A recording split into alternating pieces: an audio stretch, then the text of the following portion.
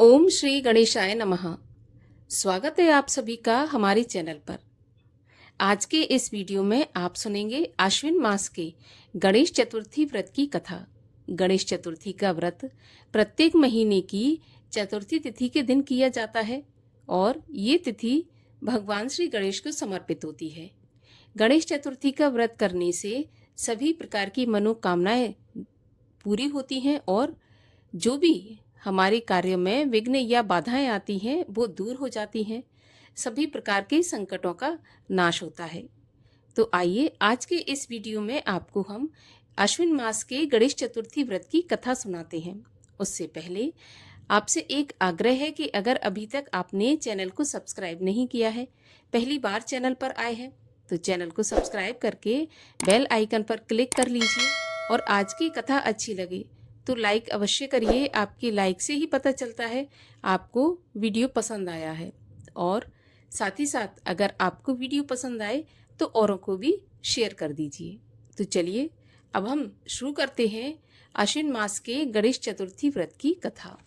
एक बार युधिष्ठिर ने भगवान श्री कृष्ण से पूछा कि हे कन्हैया, मैंने सुना है कि आश्विन कृष्ण पक्ष की चतुर्थी को संकटा चतुर्थी कहते हैं। उस दिन किस भांति गणेश जी की पूजा करनी चाहिए? हे जगदीश्वर, आप कृपा करके मुझे विस्तार पूर्वक समझाइए। तब श्री कृष्ण जी ने उत्तर दिया कि प्राचीन काल में यही प्रश्न पार्वती जी ने गणेश जी से किया था। हे देव, कुंवार महीने में किस प्रकार गणेश जी की पूजा की जाती है, उसके करने का क्या फल होता है, ये मेरी जानने की इच्छा है। ये सुनकर हंसते हुए गणेश जी ने कहा कि माता, सिद्धि की कामना रखने वाले व्यक्ति को चाहिए कि अश्विन मास में कृष्ण नामक गणेश की पूजा पूर्वोक्त विधि से करें। इस दिन भोजन न करें और क्रोध, पाखंड, लोभ आदि का परित्याग करके गणेश जी के स्वरूप का ध्यान करते हुए पूजन करें। आश्विन कृष्ण पक्ष की चतुर्थी का व्रत संकट नाशक है। इस दिन हल्दी और दूर्वा का हवन करने से सप्तद्वीप वाली पृथ्वी का राज प्राप्त होता है। एक समय की बात है, बाणासुर की कन्या उषा ने सुषुप्त अवस्था में अनिरुद्ध का स्वप्न देखा। अनिरुद्ध के विरह से वह इतनी कामासक्त हो गई कि उसके चित्त को किसी भी प्रकार से शांति नहीं मिल रही थी। उसने अपनी सहेली चित्रलेखा से त्रिभुवन के संपूर्ण प्राणियों के चित्र बनवाए। जब चित्र में अनिरुद्ध को देखा तो कहा कि मैंने इसी व्यक्ति को सपने में देखा था, इसी के साथ मेरा पाणी ग्रहण भी हुआ था। हे सखी, ये व्यक्ति जहाँ कहीं भी मिल सके ढूंढकर लेकर आओ, अन्यथा इसके वियोग में मैं अपने प्राण त्याग दूंगी। अपनी सखी की बात सुनकर चित्रलेखा कई स्थानों में खोज करती हुई द्वारिका पहुंची। वहां पर अनिरुद्ध को पहचानकर उसने उसका अपहरण कर लिया, क्योंकि वह राक्षसी माया जानने वाली थी। रात्रि में पलंग सहित अनिरुद्ध को उठाकर गोधूली बेला में बाणासुर की नगरी में प्रविष्ट हुई। इधर प्रद्युम्न को पुत्र शोक के कारण असाध्य रोग से ग्रसित होना पड़ा। अपने पुत्र प्रद्युम्न की रोग दशा एवं पौत्र अनिरुद्ध के अपहरण की घटना से श्री कृष्ण जी भी विकल हो उठे। रुक्मिणी भी पौत्र के दुख से दुखी होकर बिलखने लगी। पतिव्रता रुक्मिणी खिन्न मन से कृष्ण जी से कहने लगी कि हे नाथ, हमारे प्रिय पौत्र का किसने हरण कर लिया, अथवा वह अपनी इच्छा से कहीं गया है। उसके ना मिलने की दशा में मैं आपके सामने शोकाकुल हो अपने प्राण छोड़ दूंगी। रुक्मिणी की ऐसी बात सुनकर श्री कृष्ण जी यादवों की सभा में उपस्थित हुए। वहां उन्होंने परम तेजस्वी लोमश ऋषि के दर्शन किए। उन्हें प्रणाम करके श्री कृष्ण ने सारी घटना कह सुनाई। श्री कृष्ण जी ने लोमश जी से पूछा कि मुनिवर, हमारे पौत्र को कौन ले गया? वह कहीं स्वयं तो नहीं चला गया?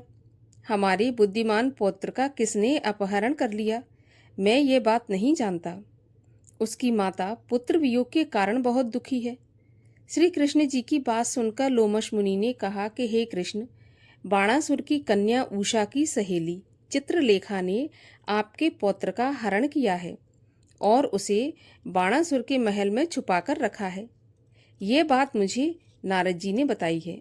आप अश्विन मास की संकट कृष्ण चतुर्थी का अनुष्ठान कीजिए। इस व्रत के करने से आपका पौत्र अवश्य ही वापस आ जाएगा। 1 महीने संकटा व्रत करने का उपदेश दिया और मुनिवर वन में चले गए। श्री कृष्ण जी ने लोमश मुनि के कथन के अनुसार व्रत किया। हे देवी, इस व्रत के प्रभाव से उन्होंने अपने शत्रु बाणासुर को पराजित कर दिया।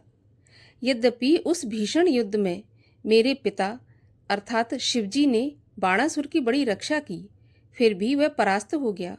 भगवान श्री कृष्ण ने कुपित होकर बाणासुर की सहस्त्र भुजाओं को काट डाला। ऐसी सफलता मिलने का कारण व्रत का प्रभाव ही था। श्री गणेश जी को प्रसन्न करने और संपूर्ण विघ्न को शमन करने के लिए इस व्रत के समान दूसरा कोई व्रत नहीं है। विश्व भ्रमण और तीर्थ भ्रमण के निमित्त इससे बढ़कर शुभदायक कोई भी दूसरा व्रत नहीं है। तब श्री कृष्ण जी कहते हैं कि हे राजन, संपूर्ण विपत्तियों के विनाशार्थ इस व्रत को अवश्य ही करना चाहिए। इसके प्रभाव से शत्रुओं पर आप विजय प्राप्त करेंगे एवं राज्य के अधिकारी होंगे। इस व्रत के महात्मा का वर्णन बड़े बड़े विद्वान भी नहीं कर सकते। हे कुंती नंदन, मैंने इसका स्वयं अनुभव किया है। ये मैं आपसे सत्य कह रहा हूँ।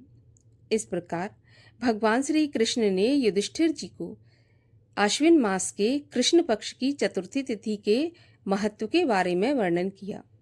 जो भी भक्त गणेश चतुर्थी के दिन इस कथा को सुनते हैं या पढ़ते हैं, उनकी सभी मनोकामनाएं गणेश जी की कृपा से पूरी होती हैं। बोलिए गणेश जी महाराज की जय। और आइए अब करते हैं गणेश जी की आरती। जय गणेश जय गणेश जय गणेश देवा, माता जाकी पार्वती पिता महादेवा। जय गणेश जय गणेश जय गणेश देवा, माता जाकी पार्वती पिता महादेवा। एक दंत दयावंत चार भुजाधारी, माथे पर तिलक सोहे मूस की सवारी।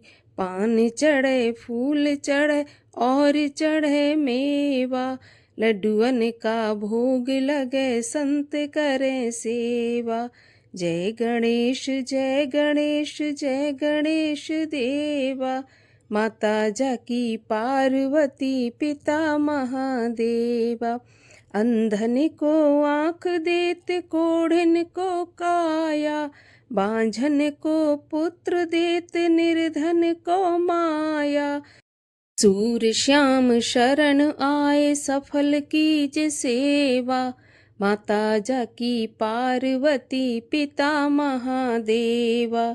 दीनन की लाज रखो शंभु सुतवारी, कामना को पूरा करो जाऊं बलिहारी। जय गणेश जय गणेश जय गणेश देवा, माता जाकी पार्वती पिता महादेवा।